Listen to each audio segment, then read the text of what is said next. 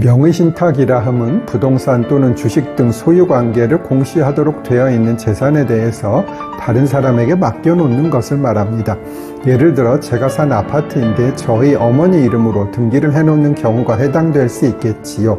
다른 나라보다는 우리나라에서 명의신탁이 많이 사용되었고 판례에 의해서 인정되고 있었습니다. 그러나 탈세 등 사회 경제적 문제가 잇따르자 부동산 실권리자 명의 등기에 관한 법률, 이하 부동산 실명법이라 합니다. 에 의해 규제되기 시작했지요.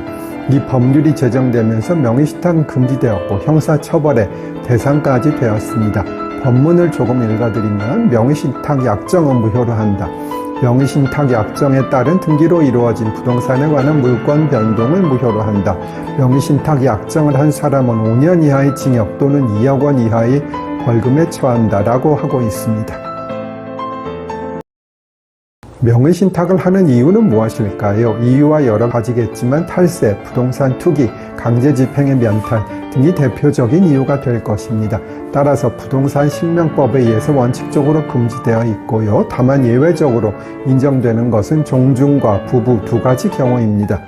명의를 맡기는 실권리자를 신탁자라 하고 신탁자를 위해 명의를 빌려준 사람은 수탁자라 하겠지요. 신탁자는 보통 등기권리증 등 권리관계를 증명하는 서류를 가지고 있는 경우가 많습니다. 그리고 신탁자가 매수 자금을 조달하겠지요.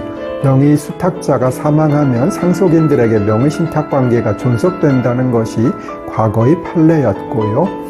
비교해야 할 것은 신탁법상의 신탁이 있습니다. 이는 명의신탁과 다르고 합법적인 것이지요. 이 경우는 수탁자가 신탁의 목적을 위해 신탁 목적물의 사용, 처분 권한을 가진다는 점에서 명의신탁과 다르겠지요.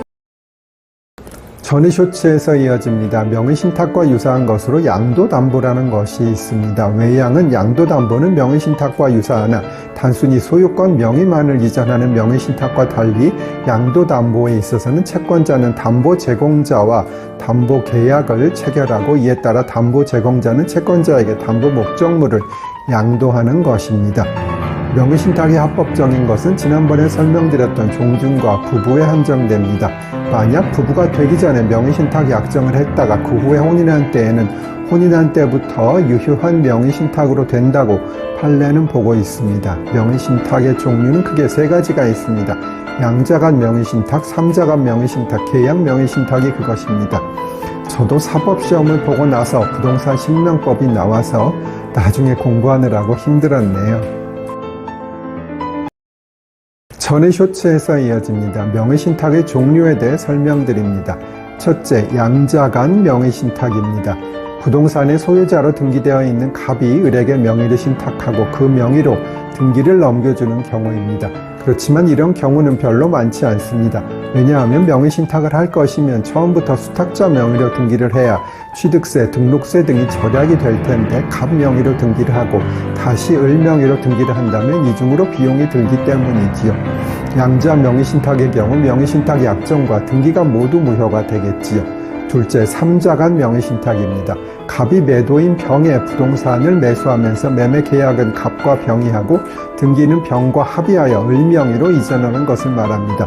이 경우 매매 계약은 유효하고 갑과 을 사이의 명의신탁 약정과 등기는 무효겠지요. 전의쇼츠에서 이어집니다. 마지막 세 번째는 계약 명의신탁입니다. 이는 갑이 을의 명의로 매도인인 병의 부동산을 사기 위해 갑과 을이 명의신탁 약정을 하고 매매 대금을 갑으로부터 받은 을이 병과 매매 계약을 체결하고 등기도 을 명의로 하는 경우입니다. 이 경우가 사실은 제일 흔하고 많은 것이지요. 이 경우 만약 병이 명의신탁 사실을 몰랐다면 매매 계약이 유효하므로 을이 소유권을 취득하게 됩니다. 반면에 병이 명의신탁 사실을 알았다면 매매계약이 무효가 되고 여전히 병이 소유자가 된다고 합니다.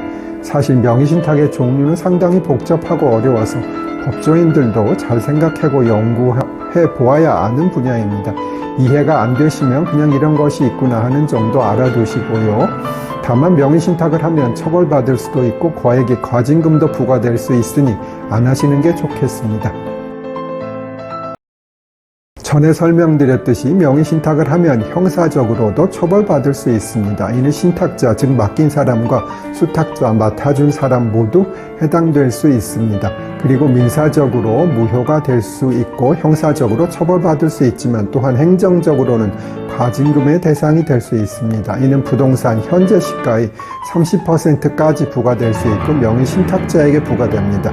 사실 이 부분이 굉장히 중요한 것으로 매수 당시의 가격도 아니고 가격이 오른다면 현재의 시가를 기준으로 30%나 되는 과징금을 낼 수도 있습니다. 이런 거액의 과징금을 낸다면 명의신탁을 위해서 달성하려는 목적, 즉 탈세를 하더라도 결국은 미치는 장사가 될 것입니다. 다음 회에서는 수탁자가 수탁부동산을 이미 처분한 경우 횡령 또는 배임죄가 성립하는지에 대해 간략히 설명드릴게요.